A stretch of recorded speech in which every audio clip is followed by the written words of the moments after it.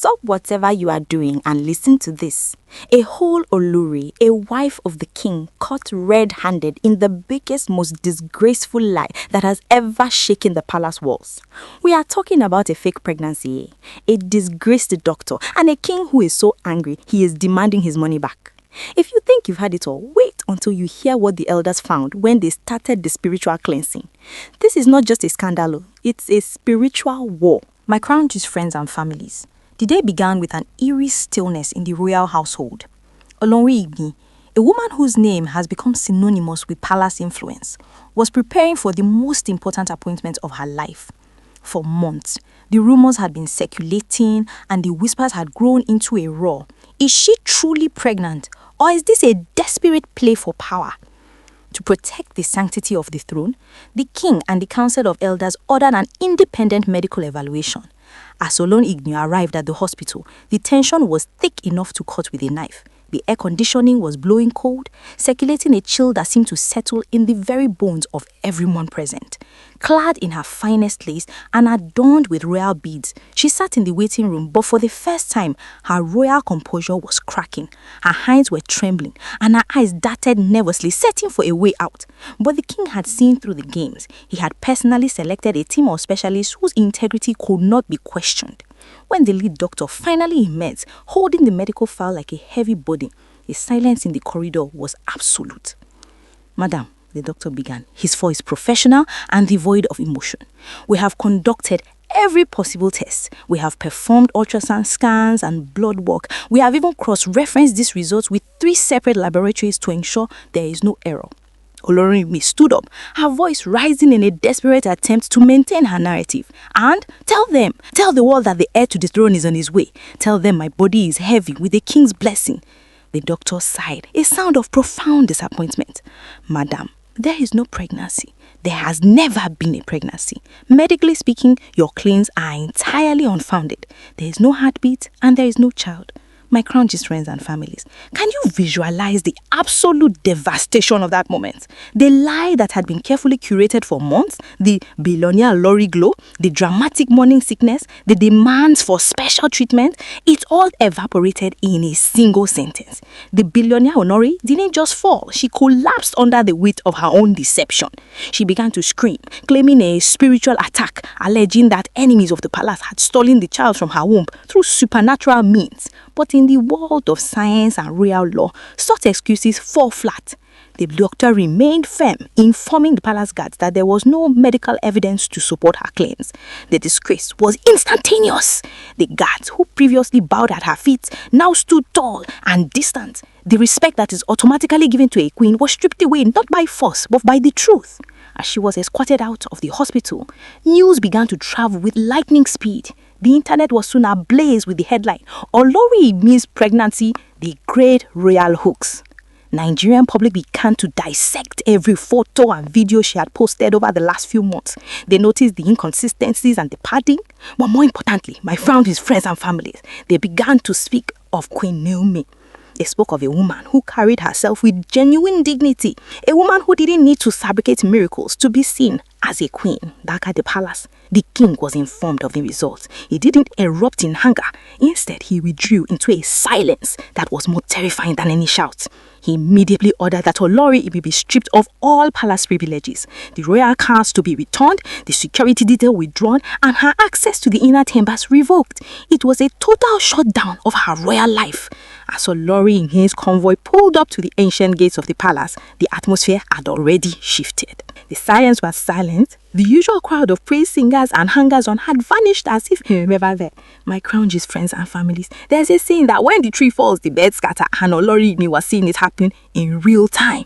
She stepped out of the car, her head bowed, but her heart still full of defiance. She expected to be met with the usual royal protocols, but instead she was met by the Akogon and the palace security detail.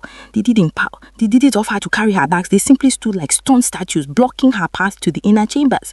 "The king is in council," said one of them, his voice cold and devoid of the usual reverence. "You are to wait in the outer court." Imagine the humiliation. A woman who just 24 hours ago was treated like the mother of a future king was now being told to sit in the outer court like a common visitor. The air was weighing heavy with the scent of burning herbs. The elders had already begun the spiritual cleansing.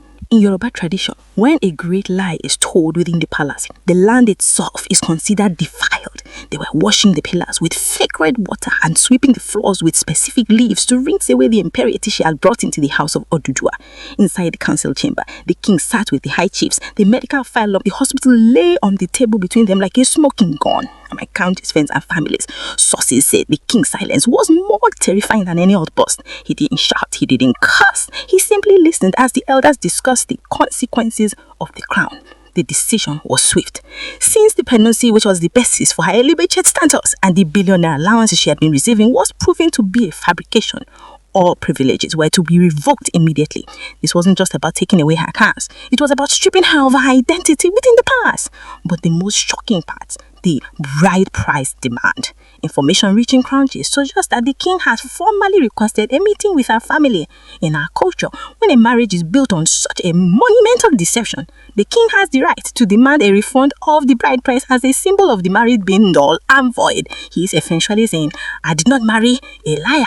As Olori Igbi'S sat in that outer court, she could hear the whispers of the palace staff. They were talking about Queen Naomi. They were saying how Queen Naomi's God had finally spoken. But Olori Igbi'S was trying to manufacture a miracle through padding and fake medical reports. Queen Naomi has walked away with her dignity intact, and now she stands completely vindicated in the eyes of the public. My Crown Gist friends and families. There are reports, and when the palace staff went to pack Olori Igbi'S belongings, they found things that raised even more questions. Secret letters, strange herbs, and received from specialized clinics that don't deal with childbirth, but with body enhancement. The plot is thickening. Was she planning to buy a baby to present to the king? Was this a baby factory, that went wrong? The public is not letting her off easy. On social media, the hashtag The Great Royal Hoax is trending. People are demanding that she issue a public apology to the king and the entire Yoruba race for desecrating the throne with such a big lie. My Crown Gist friends and families, they say that the sins of the parents often fall on the heads of the children. But in this case, the sins of the daughter have brought a patriarch to his knees. As the news of the medical report finalized, Olori Igbi'S father arrived at the palace. This wasn't a visit of state or a celebration. He arrived in a humble car without the usual fanfare, his face etched with a shame that was blowing visible to everyone at the gates. He didn't walk into the palace with the pride of a man whose daughter is a queen. He walked in like a man heading to a trial. When he was finally granted an audience with the king, the room was filled with the heavy scent of traditional incense and the weight of centuries of tradition. Sources inside tell us that the old man didn't even wait to be offered a seat. He fell to the floor, his traditional cap falling off his head, and began to plead. Kabiesi, he reportedly cried, "Mercy, do not let the mistakes of a desperate woman destroy the bridge between our families." But the king, sitting high on the throne of his ancestors, remained as silent as a statue. My Crown Gist friends and families, you have to understand the king's position. This wasn't just a personal betrayal, it was a public desecration of the throne. To forgive a lie this massive would be to tell the world that the palace can be played like a game of Ludo. While the father was pleading, the palace investigation team was busy. They moved into Olori Igbi'S private quarters to conduct a full inventory of palace property. What they found, however, was far more scandalous than just jewelry and lace. Hidden behind a false panel in her wardrobe, they discovered a collection of documents, receipts from a consultant known for facilitating illegal adoptions and arranging births. The plot was suddenly clear to everyone. My Crown Gist friends and families, it appears Olori Igbi wasn't just faking a pregnancy, she was planning a miracle delivery. The plan was allegedly to present a purchased baby as the royal heir when the time came. The sheer cold-bloodedness of the plan sent a shiver through the palace. This wasn't a mistake. It was a calculated, long-term conspiracy to seize power and control the future of the kingdom. The news of these documents leaked out to the elders, and their fury was unmatched. They immediately summoned the secret plotters, the few handmaidens and associates who had been whispering Olori is pregnant, to everyone who would listen. Under the pressure of the palace guard, one of the maids broke down. He confessed that she was the one responsible for padding the Olori's clothes and helping her rub special oils to create a fake pregnancy glow for her social media videos. The exposure was total. The billionaire dream was officially dead. My Crown Gist friends and families, The king's final move in this chapter was the most devastating. He didn't just strip her of her title, he ordered that her name be physically erased from the palace register for that year. It was as if she had never stepped foot in the palace as a wife. And as this was happening, the name Queen Naomi continued to trend across Nigeria. People were posting, "Restraint is a virtue," and "The truth doesn't need a script." The public vindication for Queen Naomi was complete, but Olori Igbi'S sat in a corner of the outer court watching her father beg for a mercy that the gods were not ready to give. The community of Ile-Ife is in shock. The youth are calling for a traditional ban to ensure that such a thing never happens again. They are asking, how did we get here? How did a woman become so desperate for power that she forgot the eyes of the ancestors are always watching? My Clowngaze friends and families, there is a point where mercy ends and justice begins. After days of deliberation, the Council of Elders and the King have reached a decision that will be written in the palace records for generations to come. Olori Igbi, the woman who once commanded the respect of thousands, has been officially handed her papers of finality. The king's decree was simple but devastating: a total and permanent ban from the royal precinct. This isn't just a temporary suspension, it is an expulsion. My Clowngaze friends and families, sources indicate that she has been barred from ever entering the palace gate again, even as a visitor. The spiritual cleansing we spoke about earlier has been completed and the throne has been sealed against any further impurity from her lineage.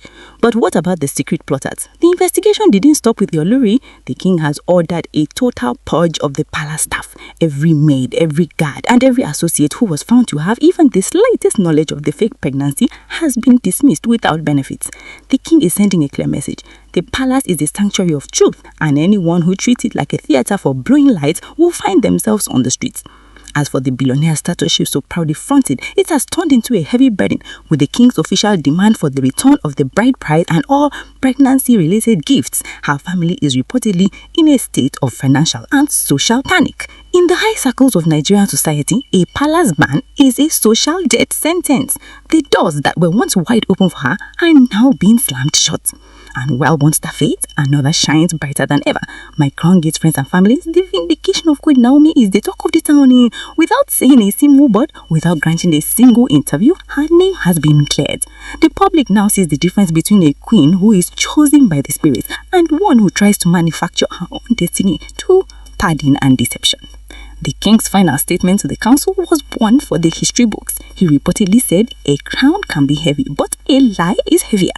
A king can bear the weight of gold, but he cannot bear the weight of a false heir." The community has begun to move on, but the lesson remains. This story serves as a warning to anyone who thinks they can use scripts and social media hype to manipulate sacred traditions. The eyes of the ancestors do not need a smartphone to see the truth.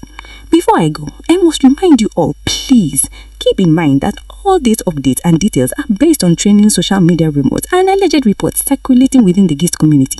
None of this information should be taken as confirmed facts or official palace news until a farmhouse royal gazette is released. We are here to bring you the gossip as it drops on the streets of the internet.